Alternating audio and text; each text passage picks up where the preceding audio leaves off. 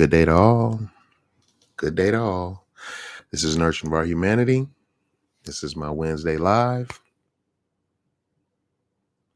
And here we go. All right. So let's talk about um well the thumbnail is interesting, okay? Because the thumbnail is a meme I pulled down or a picture I dragged, and it says this is not the new year, and it's showing snow and cold in the wintertime, and then it says this is the new year, and under that it says spring. And what I wanted to go a little further and just talk about not just the calendar of spring, but the reality of spring, meaning that I'm looking right now outside around me. I'm actively gardening and doing my thing, and that's a lot of what's inspiring this, because this is a subject I talk effortlessly about. But spring has sprung in my section. And this is, I would say, from the middle of February, roughly this year, when we just got some pretty good hard rain about a week and a half ago, 2 weeks ago. And I'm seeing the results of that and the growth from that. And the way our temperature is out here in the South Bay, Southern California, very mild. And, you know, we never get freezing cold or ridiculously hot asphalt and hail kind of hot. We don't get that here. Um, and I'm thankful for that. It's a beautiful place. It really is a beautiful spot to be. But what I want to talk about in particular, and what I wanted to bring with this live, was hopefully some inspiration. But in addition to that, is just some information. Okay. So I got a couple of thumb notes and I'm going to run through those.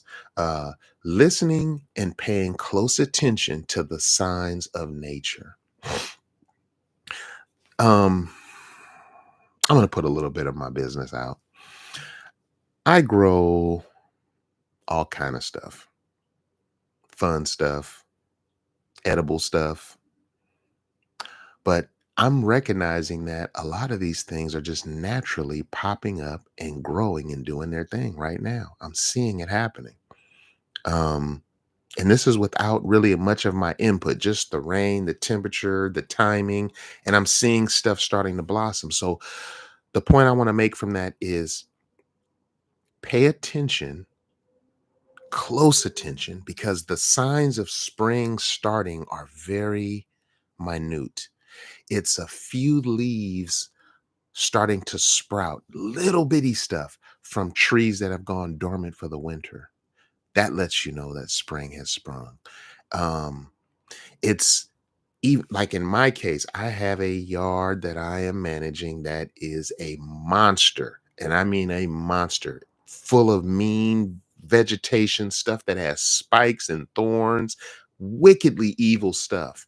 In fact, a lot of the stuff has the term devil in it. One of them is devil wood, another one is the devil's lettuce, and they're just r- they're really pretty horrible plants.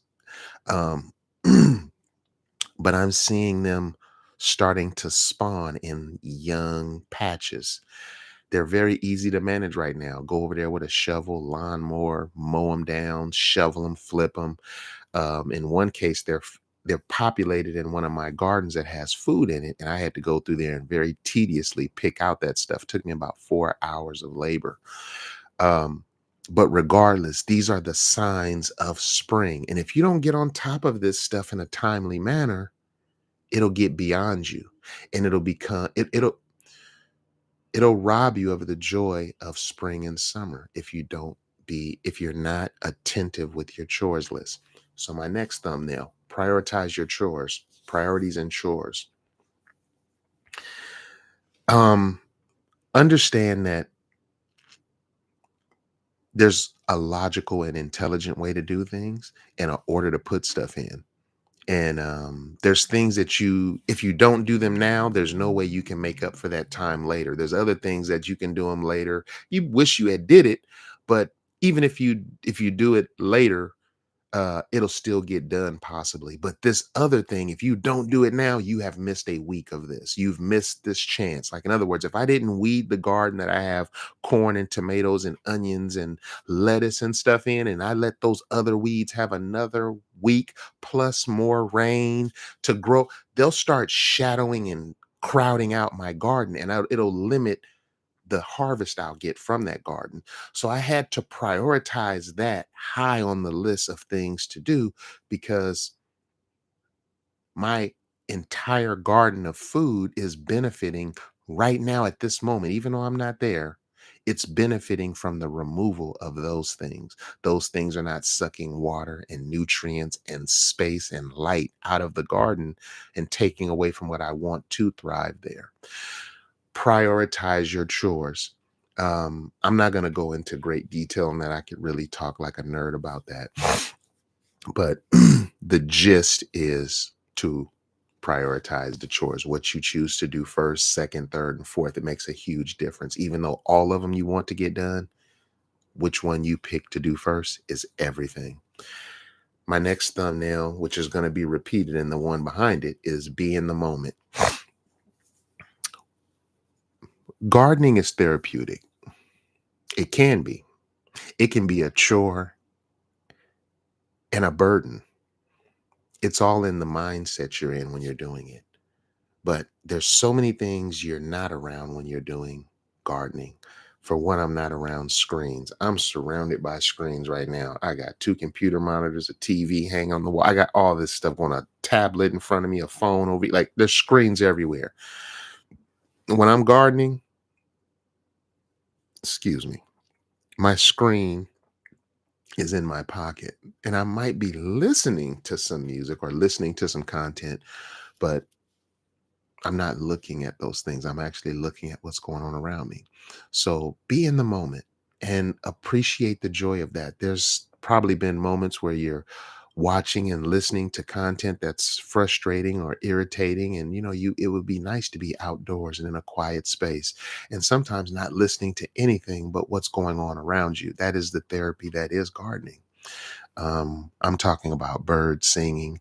I'm talking about the smell of soil. Everybody's not as intimate with this. I've been doing this for about 25 years. I've seen a lot of cycles. I've seen things that reoccur and repeat. I've seen things that change from wet years to dry years. I've seen the spiders move differently, ants move differently. I've seen a lot of stuff. Doesn't make me the master, but the world is an education. And so much of it is about being in the moment and getting the lessons, walking outside and knowing that you're in the classroom that is life. Um, so be in the moment. And there's so many beautiful things happening in that moment. And you can only pick one place at a time to be. But make sure you're really there. Make sure you get what's good in that space when you're there. Okay. Reap the benefits and be in that moment. If you don't plant it, you can't harvest it.